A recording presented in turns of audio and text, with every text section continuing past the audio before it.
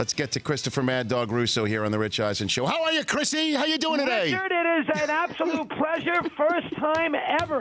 Good to be on. How you doing, okay? Oh, my gosh. I'm in the dumps, Chris. What's going on with the Knicks here? What a mess. I mean, bad optics for them. Obviously, the Knicks are not going to win the PR battle because of the idea that, they can't win any games. Dolan's been there forever. Team stinks. Phil Jackson and Carmelo Anthony. And then Oakley, who I think is wrong. And then Oakley is obviously a beloved Knick player from a 10-year period, which they were very good. Oakley gets into, a major dispute with Dolan and gets ushered out of Madison Square Garden in a loss to the Clippers on a team that's 9-10 games under 500. Rough times for the Knickerbockers, Richard. Rough times. There's no question, Christopher. But, I mean, what in the world is going on with James Dolan and this team? Because you've been around forever with this franchise and know it before and now and after. What type of guy is James Dolan? Quirky. Quirky's the best way to explain it. He's a quirky guy. He demands some loyalty, and if you notice, a lot of old Knick players are, part of the organization. He's very loyal to them. They're to him. That's Allen Houston, ambassadors, the sort of team. John Starks is sort of the team ambassador. Clyde does the games. Willis Reed was there on Saturday night, 70th anniversary of the Knicks. Larry Johnson's got a job with the organization. So, Allen Houston's the assistant GM. There are a lot of the old Knicks. Herb Williams was an assistant coach for 100 years. There were a lot of old Knicks from a variety of eras that are very loyal to Dolan. And, and as a result, Dolan has paid them, put them on the payroll and everything else.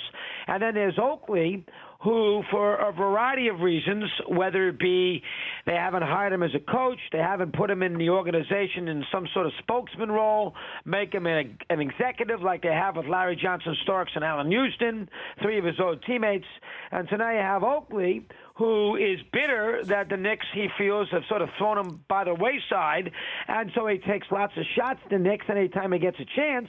And I think that led to what you saw a couple nights ago. So do you think Dolan knows that he's the most hated owner in New York City? And he doesn't care? I don't think he cares, though. Why? I just don't think he cares. Why? Because the 19,818 are there every game. The Rangers, the team he also runs, are a very successful team. They've been to a Cup final not too long ago. Have a Hall of Fame goalie in Lundqvist. Have a good coach. He's been there for a long time. He loves Sather. He takes some sanctuary with the Rangers. The Knicks are the marquee attraction, however, of the building, and they've been bad. And I do think you're right. It looks bad. He is not going to get any support in this dispute. But I just don't know. He's going to do Michael K today in New York. He is, which is an interesting at 4:00, which is an interesting scenario where maybe he wants to put out the brush fire, which is surprising for Dolan, him coming out of the cave, so to speak. But down deep, Rich, I just don't think he cares that much of the perception that he has with Knick fans. And in the last 3 years, to be fair, he's turned over the car and he's handed the keys to Phil Jackson.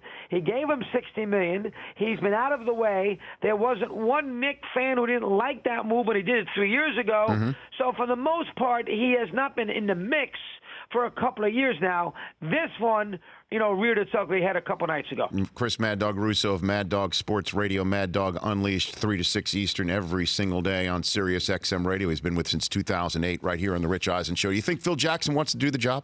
You think he wants this gig? Good question. I wish I knew. It doesn't seem like he does. 70 years of age. He's in and out of L.A. constantly.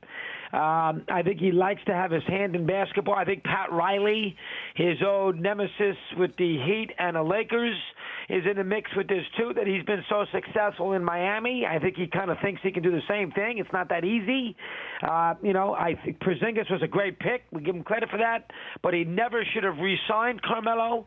He also gave him a no-trade clause. He should have let Carmelo go to Cleveland or Chicago or the Clippers a few years ago. The time had passed for Carmelo in New York. That was a mistake. and now he has resigned Carmelo. The Knicks have floundered. Carmelo has really kept the high road here, but I mean, Carmelo is a fourth quarter closer. He's a guy that can make big shots in big situations if he's not necessarily option number one. And with the Knicks, he's option number one. Doesn't make anybody else around him better, but he's still a very competent player, and he's the one reason why you go to the Garden, him and Porzingis, to watch play, and it hasn't worked out, and so Jackson's been annoyed. And as we all know, he's put out these kind of weird tweets, kind of tweaking Carmelo, and he's had his buddies write stories like Charlie Rosen regarding this. So the whole thing is a disaster. Rich, to make a long story short, actually this whole thing with Dolan and Oakley is taking a little pressure off Phil Jackson the last 3 days. What's that? Because this is not Phil Jackson's deal. This is Dolan's deal with Oakley. Charles Oakley is one of the most beloved guys, and it's horrible to see that. I mean, where does this rank, Chris, in watching the Knicks disintegrate over the years in many ways, and then also, as you know, rise from the ashes? Where does this rank? It's, I'd have to give that some thought. I mean, they've had a lot of low points the last 15 years. They had Van Gundy. He left. They've had a million coaches. Don Chaney out in the streets of New York flagging a cab was not a good sight when they got him out of there, which wasn't fair. The Larry Brown saga, which they, basically paid him not to coach, and the animosity they have with him. Dolan getting in the way of Donnie Walsh, a great executive, with the whole thing with the Anthony trade from Denver to begin with. Listen, Oakley's the sort of guy, he wants to comp tickets. He wants to sit at midcourt. He wants to be part of their 70th anniversary celebration. But by the same token, he wants carte blanche to kill the Knicks. And you can't have it both ways in Dolan's world. So in this particular incident, I can see why Dolan is annoyed. But again, as you said here, Rich, you're not going to win that battle in New York against Oakley, who was here for 10 years, gave everything he had, was a fearless leader, didn't have to score to be a factor, was noisy, had a lot to say, but he played hard every night, did all the dirty work. And you know better than anybody, you from here, New Yorkers love players who do dirty work, who do a lot of the things that, are sort of blue collar. And Oakley did that. So to fight with Oakley doesn't really serve you well if you're the owner of the franchise. A few more minutes left with Chris Mad Dog Russo here on the Rich Eisen Show. And I'd be remiss if I didn't talk to you, Chris, about the highly successful finish to the National Football League season. Oh, yes. You and I discussed that last week. I love you, Rich. I love you.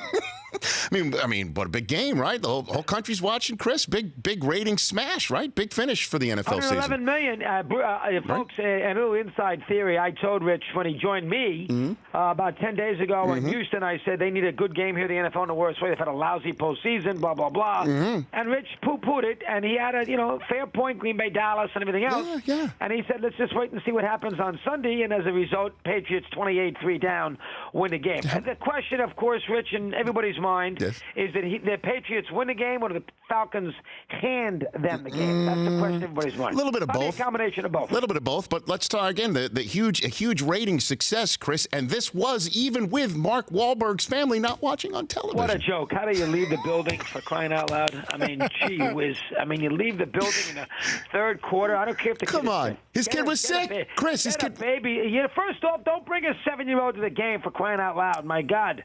Have him go. He's in a suite. Jeez. As far as, listen, bottom line is, if Atlanta runs the ball twice into the line of scrimmage and makes the Patriots take their last 2 timeouts, and Bryant, who is 93% in his career, in the fourth quarter from the 40 to the 50, knocks in a 40-yard field goal, they win a Super Bowl. And that's what Shanahan's got to think about the rest of his life. I mean, that is an atrocious loss. Rich, I'll let you take the Pat side. That's an atrocious loss. I think it's the worst loss ever, and I don't think there's any stuttering about it. Worst loss ever. How do you lose? I mean, think about this for a second, Rich. They had, at 28-9, they had a 2nd and 1 at the New England 32 off the onside kick.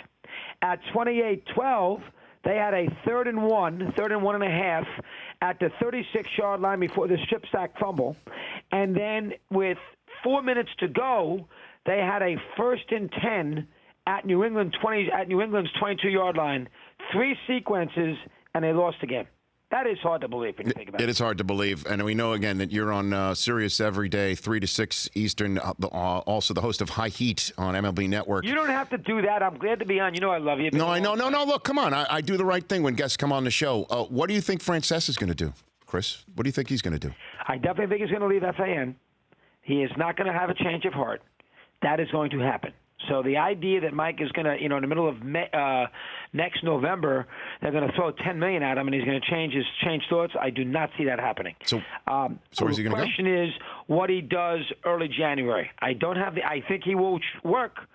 I don't know how hard the podcast. You do it. You know these shows. Yeah. You're very successful. I don't know how hard it is to put that sort of deal together. I could see him doing something along those lines. Again, I know that takes a lot more work than I would know about. Mm-hmm. You got to put a staff together. You got to buy the commercials. Well, you would know better than I would on that. But I do think he will be heard from next January in some capacity. What if you offer him a spot on Mad Dog Sports Radio? I have. He never come. Mike won't come here, Rich. But you did offer? I've asked him. Oh, yes. He knows he can come here in a minute. I mean, if Mike and if he wanted to do a show here once a week for an hour, 2 hours, whatever he wanted, we would have him over here in a minute. But Mike's not going to go where I am. He wants to do his own thing right now. He doesn't want to run to me. So that is not going to happen, but the invite is there. The open invite is there. Well, I know you got your show. Thanks for coming on. Great spot, Chrissy. Great spot. Great spot, Chris. I love you, Richard. Thanks very much, pal. There you go. All right, Christopher. The Rich Eisen Show, weekdays at noon Eastern on Audience.